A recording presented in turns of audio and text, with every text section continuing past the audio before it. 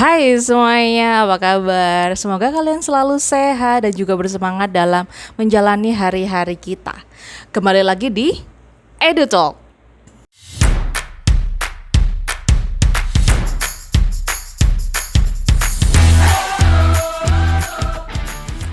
Hari ini kita akan bahas salah satu topik yang menarik di EduTalk hari ini ya kan. Kita akan ngobrolin tentang sesuatu yang sering banget kita dengar tapi jarang banget kita pahami secara mendalam, yaitu implementasi dan evaluasi kebijakan pendidikan, gitu ya.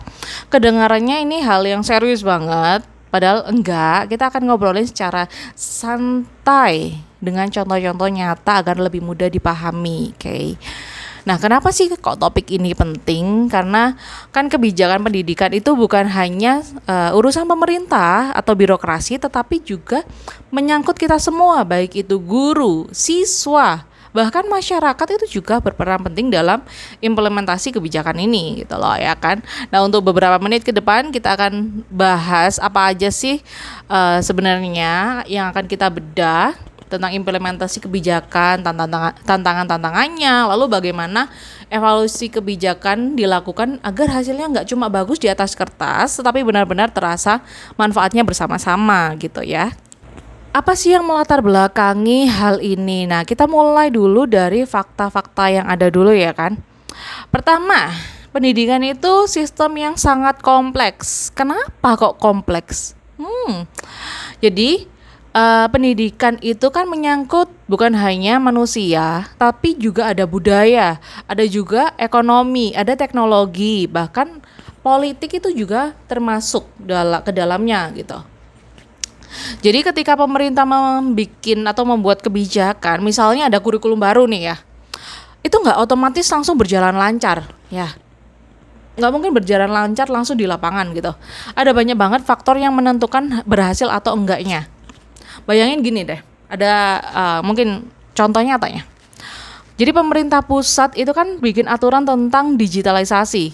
Kalau di kota besar, aturan tentang digitalisasi itu gampang diterapkan karena fasilitas kita sudah lengkap. Nih, aku kasih contoh foto-fotonya. Ya, fasilitas-fasilitas yang ada di kota. Tapi bagaimana untuk daerah terpencil? Contoh dari fasilitas yang ada di daerah terpencil.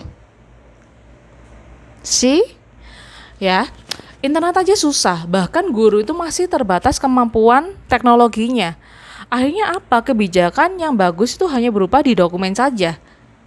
Jadi akan macet di lapangan apabila tidak didukung dengan fasilitas yang ada di contoh di kota ini. Nah, contoh lain, apakah kalian masih ingat waktu COVID-19 2021 itu? Kayak pemerintah kan cepet-cepet menginstruksikan pembelajaran daring ya. Kalau kalian ingat tiba-tiba, aku harus Zoom, ada Google Classroom. Kita pakai Moodle sistemnya. Ada yang pakai kuis menggunakan Quizizz gitu. Nah, atau aplikasi-aplikasi lain yang biasa kita gunakan waktu pembelajaran daring saat COVID-19 itu. Nah, tapi di pelosok gimana? Coba kalian bayangin deh. Kalau di kota besar aja kita masih berusaha untuk mempelajari hal baru. Kalau di pelosok, coba bayangin mereka punya gawai kah untuk melakukan Zoom, untuk melakukan pekerjaan yang ada di online tugas-tugasnya? Belum tentu. Mereka kan juga kesulitan, sinyal aja putus-putus ya kan gitu. Nah, jadi bisa dibilang suatu kebijakan bisa berdampak sangat berbeda tergantung konteks lokalnya, apakah itu diimplementasikan di perkotaan atau di pelosok. Nah, disinilah pentingnya kita belajar tentang implementasi dan evaluasi kebijakan pendidikan. Makanya EduTalk akan membahas tentang itu. Kita akan langsung masuk ke konteks pertama. Nah, konteks pertama ini aku akan lebih membahas lebih ke implementasi kebijakan dulu ya, sebelum kita masuk ke evaluasinya. Jadi aku akan lebih runtut aja. Nah, untuk konsep pertama ini implementasi kebijakan. Nah, aku udah baca bukunya Fowler. Nah, Menurut pendapatnya Fowler, implementasi itu bukan hanya sekedar prosedur administrasi. Jadi kalau aku kaitkan lebih ke implementasi itu berupa jembatan antara keputusan politik dengan realitas yang ada di lapangan gitu. Jadi setelah kebijakan diterapkan, tugas berikutnya adalah bagaimana kebijakan itu benar-benar dijalankan di sekolah, baik itu oleh siapa? Oleh guru, terus kepala sekolah, dan juga masyarakat. Nah, mereka ini menjadi multi aktornya. Implementasi kebijakan itu melibatkan banyak pihak tadi yang sudah aku sebutkan sebelumnya. Ada pemerintah pusat, ada dinas pendidikan, ada kepala sekolah, ada guru, bahkan masyarakat. Ya, mereka semua itu memiliki peran yang berbeda-beda. Tapi masalahnya adalah setiap aktor sering punya kepentingan dan cara pandang sendiri. Misalnya gimana? Pemerintah pusat ya maunya meningkatkan kualitas lewat tes standar. Tapi masalahnya adalah guru itu merasa itu malah menambah beban administratif. Akhirnya muncul tarik menarik kayak gitu. Kalau kita tarik ke konteks Indonesia misalnya ya. Misalnya kebijakan ujian nasional UN. Pemerintah melihat UN sebagai alat ukur kualitas pendidikan nasional. Belum tentu padahal ya kan. Tapi banyak guru dan siswa menanggapnya beban gitu. Karena apa? Itu bisa menimbulkan stres, bahkan membuat pembelajaran hanya fokus ke ujian saja. Jadi disinilah kita lihat tarik menarik kepentingan antar aktornya gitu. Nah, apa yang menjadi faktor penentu keberhasilannya? Itu banyak sebenarnya. Ada, kalau di sini aku tarik menjadi 3 faktor kunci. Yang pertama ada kapasitas organisasi. Ya. Kemudian ada yang kedua ketersediaan sumber daya, dan yang ketiga ada dukungan politik. Oke, aku akan lebih membahas dulu faktor pertama ya. Nah, kalau di organisasi pendidikan itu punya sumber daya manusia ya dan sistem yang baik terhadap implementasi, jadi akan lebih mudah. Sedangkan kalau ketersediaan sumber daya itu kan terbatas, jadi kebijakan jadi setengah-setengah jalannya. Sedangkan kalau dukungan politik itu kalau nggak ada dukungan politik atau masyarakat, kebijakan gampang banget dihentikan di tengah jalan. Itu yang menjadi penentu dari kunci keberhasilan dalam implementasi kebijakan. Nah, kebijakan kurikulum merdeka misalnya baru bisa efektif kalau guru sudah dilatih, ya. Sekolah punya sarana. Terus masyarakat itu mendukung. Kalau salah satunya lemah, hasilnya tuh nggak akan maksimal, kayak gitu. Terus ada lagi nih, kesenjangan antara teks dan praktiknya. Ini masalah sebenarnya klasik ya, antara kesenjangan antara teks dan juga praktiknya dalam implementasi secara langsungnya. Kesenjangannya apa? Masalah klasik apa yang dihadapi gitu. Nah, kalau di dokumen kebijakan semua itu tampak ideal. Tampak ideal gitu. Tapi begitu di lapangan, coba kalian perhatikan implementasi yang ada di lapangan perihal kebijakan ini. Banyak banget yang nggak sesuai gitu. Contohnya apa? Ada sekolah yang diminta menerapkan kurikulum baru, tapi apa? Gurunya belum dilatih. Akhirnya kebijakan yang terlihat bagus hanya ada di atas kertas, tapi gagal untuk dijalankan. Makanya kita perlu yang namanya praktik sebelum kita menerapkan kebijakan kita, disosialisasikan. Bahkan kadang sekolah itu harus menafsirkan sendiri kebijakan karena petunjuk teknis kurang jelas. Hal ini bikin implementasi bisa berbeda-beda di tiap daerah gitu ya. Jadi memungkinkan terjadi yang namanya miskonsepsi dalam implementasi kebijakan kita nantinya gitu. Jadi perlu dipahami lagi bagaimana kita mengimplementasikan ke depannya agar tidak terjadi miskonsepsi. Kasihan kan murid kita kalau misalnya terjadi miskonsepsi terhadap kurikulum yang diterapkan gitu. Terus apa sih yang menjadi peran kedepannya? Nah, kepala sekolah itu juga menjadi peran yang cukup signifikan, yang unik ya, yang kalau menurut saya gitu. Kenapa kok unik? Jadi di bukunya Fowler itu menyebut bahwa mereka sebagai street level barracks, artinya mereka adalah birokrasi garis depan yang punya keleluasaan menafsirkan kebijakan. Nah, meski menjadi aturan yang datang dari pusat, kepala sekolah itu juga bisa menyesuaikan. Menyesuaikan apa? Ya dengan kondisi lokal yang ada di sekolahnya, yang di sekolah yang ia pimpin. Jadi bisa dibilang kepala sekolah itu penentu sukses enggaknya implementasi yang ada di sekolah, ya kan para kepala sekolah. Jadi kalian tetap harus menafsirkan dengan baik bagaimana kebijakan yang diberikan oleh pemerintah kita gitu. Nah, misalnya nih, ada contoh. Ada kepala sekolah yang kreatif banget mencari cara supaya program pemerintah tetap jalan meski sarana terbatas. Perlu diacungi jempol. Mereka bisa berkolaborasi dengan siapa? Ya komite sekolah gitu. Kemudian kita juga bisa mencari sponsor lokal. Wow, atau membuat inovasi sederhana memanfaatkan kondisi yang ada di sekolahnya. Gitu. Itu menjadi bukti bahwa kepemimpinan dia sebagai kepala sekolah itu di level bawah sangat menentukan. Jadi ada yang namanya kepala sekolah ya. Mereka itu juga menjadi penentu suatu kebijakan. Kalau ada yang namanya bottom up sama top down, ya itu bisa kita pelajari bersama nanti di EduTalk selanjutnya. Selain itu, di implementasi kebijakan sebenarnya ada yang namanya contoh nyatanya ya, lebih ke No Child Left Behind. Nah, kalian pernah dengar nggak sih? Ada lebih ke contoh nyata di Amerika Serikat itu tentang No Child Left Behind. Jadi kebijakan itu yang ada di Amerika Serikat itu berasal dari tahun 2000-an gitu. Tujuannya sebenarnya mulia banget, teman-teman. Jadi semua anak itu harus dapat pendidikan yang berkualitas.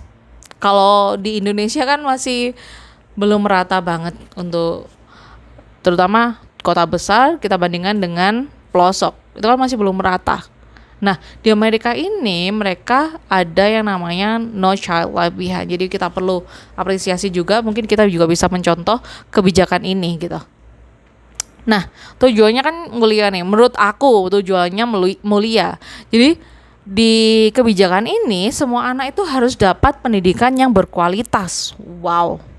Semua perlu di-highlight ya, semua anak harus mendapat pendidikan berkualitas. Semoga di Indonesia juga akan berkualitas, kualitas pendidikannya lebih merata ke depannya. Oke, tapi di sisi lain, ini yang aku baca-baca juga ya, di sisi lain implementasinya itu juga kacau. Wah, kenapa kok kacau? Nah, sekolah itu nggak punya kapasitas. Dananya juga terbatas. Guru bingung dengan tuntutan terbaru dan politiknya nggak stabil saat itu. Akhirnya No Child Left Behind banyak dikritik dan juga dianggap gagal. Tapi kalau menurutku ini sebenarnya kebijakan yang bagus. Hanya saja implementasinya yang kurang tepat gitu. Jadi hal yang bisa kita pelajari dari kebijakan ini mungkin lebih ke kebijakan itu juga bukan hanya memikirkan tujuannya saja, tetapi realitasnya yang ada ya.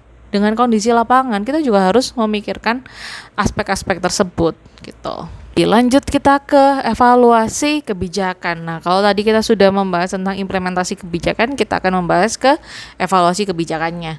Nah, kalau di implementasi itu kan soal menjalankan kebijakan. Tapi kalau di evaluasi itu ada tahap menilai, ada tahapan-tahapan sistematisnya. Apakah nantinya kebijakan itu berhasil atau enggak? Nah, evaluasi itu kan penting banget. Karena tanpa evaluasi kita nggak tahu kebijakan itu sudah efektif, apakah kebijakan itu menjadi efisien atau malah bikin masalah baru. Sedangkan evaluasi itu kan proses sistematisnya untuk menilai sejauh mana kebijakan mencapai tujuan yang diharapkan gitu. Nah, tujuannya itu ada beberapa. Yang pertama, kita bisa memastikan akuntabilitas, memberikan umpan balik untuk perbaikan. Kemudian, mendukung pembelajaran organisasi. Terus juga nggak bisa dipungkiri bahwa itu akan menjadi legitimasi politik. Kalau pemerintah bilang program ini berhasil, itu harus ada bukti, teman-teman. Ya, evaluasi itu akan menjadi alat ukur akuntabilitas. Tapi lebih dari itu, evaluasi bisa jadi bahan belajar kita. Apa yang sudah oke, apa yang perlu diperbaiki. Nah, sedangkan untuk evaluasi sendiri kita bisa menggunakan dua jenis evaluasi. Yang pertama, formative evaluation. Nah, formative evaluation itu lebih ke dilakukan saat kebijakan sedang berjalan. Jadi kebijakannya sedang berjalan ini. Terus kamu bikin evaluasi, oke, kita bisa pakai formatif. Nah, tujuannya apa? Ya tujuannya memberi masukan supaya bisa diperbaiki di tengah jalan. Sedangkan kalau summative evaluation itu kan dilakukan setelah kebijakan berjalan. Oke, kebijakannya sudah selesai nih, bla bla bla bla bla bla bla, kita lakukan evaluasi. Nah, jenis evaluasi yang bisa kamu gunakan yaitu summative evaluation, kayak gitu. Nah, hasilnya itu kan bisa dipakai untuk memutuskan ini mau dilanjutkan kah, mau direvisi kah, atau dihentikan bahkan kebijakannya ya. Jadi evaluasi formatif itu udah kayak cek suhu badan nih, gitu. Kalau cek suhu di tengah perjalanan, sedangkan kalau sumatif itu lebih kayak rapot akhir gitu dari suatu kebijakan yang dijalankan. Nah, contohnya di evaluasi formatif bisa berupa survei guru setelah 6 bulan kurikulum baru diterapkan, atau kalau banyak kendala bisa langsung diperbaiki. Sedangkan kalau evaluasi sumatif itu bisa berupa laporan nasional setelah 5 tahun implementasi. Itu bisa dilakukan. Jadi kan ada dua jenisnya, bisa formative evaluation atau summative evaluation gitu. Nah, untuk metode-metodenya itu bisa gunakan dua pendekatan kita. Yang pertama, menggunakan pendekatan kuantitatif. Kalau kuantitatif jelas kita menggunakan angka, data survei kita, skor tes ya. Kelebihannya apa? Ya jelas objektif, tapi kadang terlalu kaku kalau menggunakan kuantitatif. Sedangkan kalau kualitatif itu bisa menggunakan wawancara atau observasi. Bahkan studi kasus juga bisa digunakan dalam kualitatif. Jadi lebih kayak konteks. Terus bisa dianggap subjektif. Kalau mau objektif lebih menggunakan kuantitatif. Kalau datanya subjektif itu menggunakan kualitatif. Jadi idealnya kalau digabung bisa menggunakan mixed method. Jadi kalau menurut saya lebih ideal menggunakan mixed method ya akhirnya. Jadi ada data angka yang kuat, tapi juga ada cerita nyata di lapangan bagaimana implementasinya sebenarnya gitu. Apa yang terjadi gitu. Kalau di Indonesia misalnya, kita sering buat laporan capaian hasil nilai ujian. Nah, itu menjadi kuantitatif. Kadang itu juga nggak cukup nih. Harus dilengkapi dengan wawancara guru dan siswa untuk tahu cerita sebenarnya di balik angka-angka tersebut. Ada apa nih? Angkanya sudah sesuai nggak ya dengan hasil yang ada di lapangan gitu, secara subjektifnya. Nah, yang menjadi tantangan dalam evaluasi yang sudah saya sebutkan sebelumnya, jadi kan evaluasi itu nggak selalu mulus dalam implementasinya. Nah, ada beberapa tantangan besarnya nih kalau menurut saya. 3 tantangan besarnya itu bisa dari politik, bisa bias juga, dan juga banyak keterbatasan data. Yang pertama dari politik dulu. Jadi kalau di politik itu kan hasil evaluasi kan sering dipakai untuk kepentingan tertentu saja. Nah, kalau biasnya itu evaluator bisa saja condong ke satu pihak. Kemudian datanya seringkali data pendidikan nggak lengkap atau sulit banget diakses. Contohnya, data putus sekolah di daerah terpencil sering tidak tercatat. Padahal itu penting banget untuk meningkatkan keberhasilan suatu kebijakan kita. Nah, selanjutnya kita lebih ke membahas bagaimana evaluasi proses dan juga hasil, lebih ke versus. Jadi versus antara evaluasi proses versus hasilnya. Nah, kalau evaluasi proses itu kan berfokus pada bagaimana sih kebijakan itu dijalankan. Sedangkan kalau evaluasi hasil fokus itu apa yang dicapai oleh kebijakan. Nah, dua-duanya ini penting antara proses dan juga hasilnya. Kalau cuma dilihat hasil itu kan nggak tahu kita kenapa bisa gagal, atau berhasil. Oh, kita nggak tahu. Kalau cuma dilihat dari prosesnya, jadi kita nggak tahu efek nyatanya. Jadi antara proses dan juga hasil itu harus seimbang berjalannya. Oke, kalau aku rangkum dari pembicaraan kita ya beberapa menit yang lalu, kalau aku rangkum lebih ke gini sih. Jadi implementasi kebijakan itu sebenarnya kan rumit dan juga melibatkan banyak aktor dan sering ada kesenjangan antara teori dan juga praktiknya. Peran kepala sekolah, guru dan masyarakat itu juga menentukan keberhasilan kebijakan kita sebenarnya, ya kan? Nah, lalu evaluasi kebijakan itu sangat penting untuk memastikan akuntabilitas dan juga perbaikan untuk kedepannya. Nah, kita bisa menggunakan jenis evaluasi seperti formatif, sumatif, kuantitatif, kualitatif, bahkan mengkombinasi antara kualitatif dan kuantitatif menggunakan mixed method gitu. Nah, menurutku juga dari kesimpulan ini tantangan-tantangan itu pasti akan selalu ada. Tapi bagaimana kita lihat dari sisi baik dan sisi positifnya, apakah itu nantinya bias juga maupun keterbatasan datanya nanti seperti apa gitu. Jadi kita lihat dulu faktor-faktor juga menjadi penentu dari implementasi kebijakan dan juga evaluasi kita gitu. Tapi kalau dilakukan dengan hati-hati, transparan, evaluasi itu juga bisa kok menjadi alat yang sangat ampuh banget untuk memperbaiki kualitas pendidikan kita gitu. Jadi intinya kebijakan pendidikan itu jangan hanya berhenti di atas kertas, teman-teman. Jadi harus benar-benar kita sadari bahwa kebijakan ini harus benar-benar sampai di ruang kelas, bahkan dirasakan manfaatnya oleh guru, oleh siswa dan juga oleh masyarakat gitu. Dan untuk itu kita butuh yang namanya implementasi yang realistis serta evaluasi yang jujur dan kredibel. Nah, itu tadi pembahasan kita tentang implementasi, evaluasi dan juga kebijakan di pendidikan. Semoga pembahasan ini bisa menambah wawasan kita semua, amin.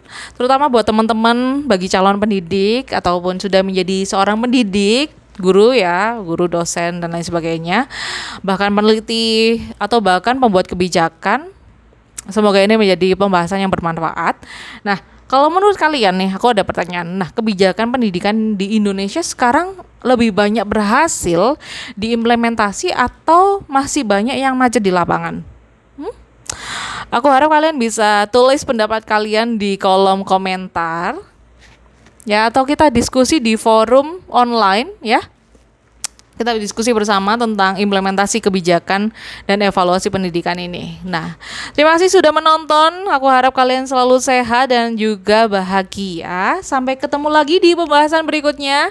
Ciao, salam Edu Talk.